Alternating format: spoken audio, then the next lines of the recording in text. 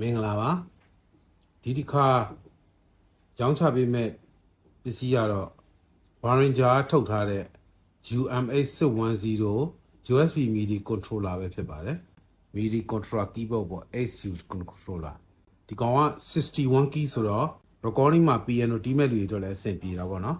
သူအားနဲ့ချက်ကတော့ဒီနေရာခလုတ်လေးတစ်ခုတော့ပျောက်လာတယ် pitch band လည်းပါတယ် modulation wheel လည်းပါတယ် user memory တွေတိန်းလို့ရတယ်ဒီမှာ assign တွေပါတယ်ဒီမှာ offset ရွှေ့လို့ရမယ်ဒီမှာ function တွေအများကြီးပါသေးတယ်ဗျ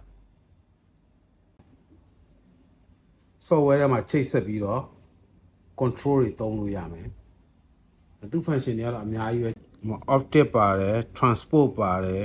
program ပါတယ်နော် CC တော့ပါအဲ့ MIDI setting ထဲမှာချိန်ညှိရတဲ့ဟာတွေပါတယ်ဒီမှာ assign လုပ်လို့ရတဲ့ဟာတွေ volume တို့ modular တို့ volume CC modulation with assign ဒီဘက်မှာ pitch band with assign pitch band ကိုလည်းrange တွေပြောင်းလို့ရမှာပေါ့ဒါမျိုးနောက်ဒီမှာသူ setting တွေရှိတယ်ဗျဒါကတော့ menu ရဲ့ down ပြီးတော့ဖတ်လိုက်ရင်ဘာတွေသုံးလို့ရလဲဆိုတာသိပြီဒီဘက်မှာလည်း control လေးတုံးပါတယ်ဒီဘက်မှာလည်း control လေးတုံးပါတယ်61 key အလုံးလဲ second ဆိုပေမဲ့တော်တော်တန့်ပါတယ်ဗျဘေးဘက်မြင်ပုံမှာနောက်ဘေးဘက်ပေါ့ Behringer ပါမယ် Behringer တစ်စိတ်လေးပါမယ်စာတန်းပါမယ်ဒီဘက်မှာကျွန်တော်တို့ကွန်ပျူတာနဲ့ချိတ်ဖို့အတွက် printer box ပါမယ်ဟို power ပေးဖို့လိုအပ်တဲ့ device တွေချိန်မှာဆိုရင်ဥပမာကျွန်တော် keyboard ချင်းချိန်မှာဒီကောင်ကို power ပေးရမယ်အဲ့ဒီအတွက်ကိုဒီမှာ power ပေးတဲ့အပေါက်ပါတယ် volt ကတော့ဘယ်လောက်လဲမသိဘူးဒီကောင်နဲ့လွယ်ပါတယ်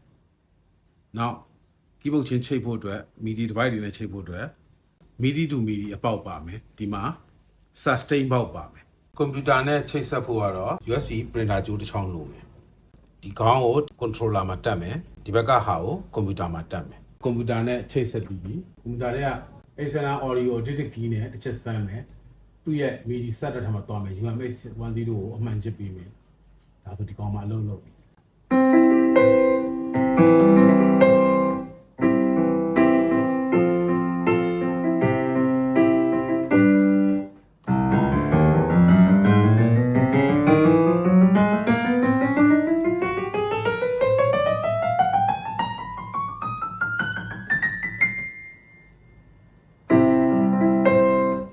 ခလုတ်အားလုံးလုပ်တယ်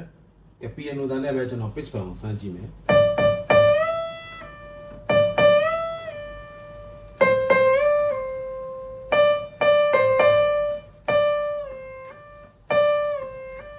pitch band လည်းကောင်းကောင်းအလုပ်လုပ်တယ်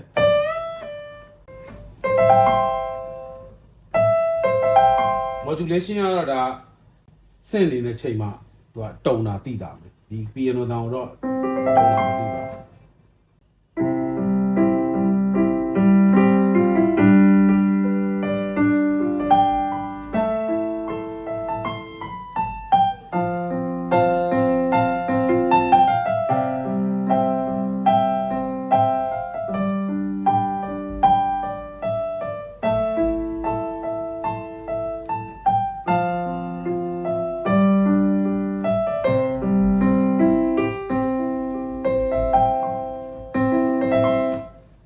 ဒီကောင်ကိုကြိုက်နှစ်သက်လို့ရှိရင်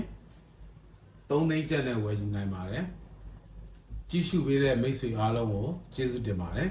ဒီလိုပစ္စည်းကောင်းလေးတွေမလွတ်တမ်းကြည့်ချင်ရင်ကျွန်တော် channel လေးကို subscribe လုပ်ထားပေးပါ follow လုပ်ထားပေးပါအားလုံးပဲကျေးဇူးပါ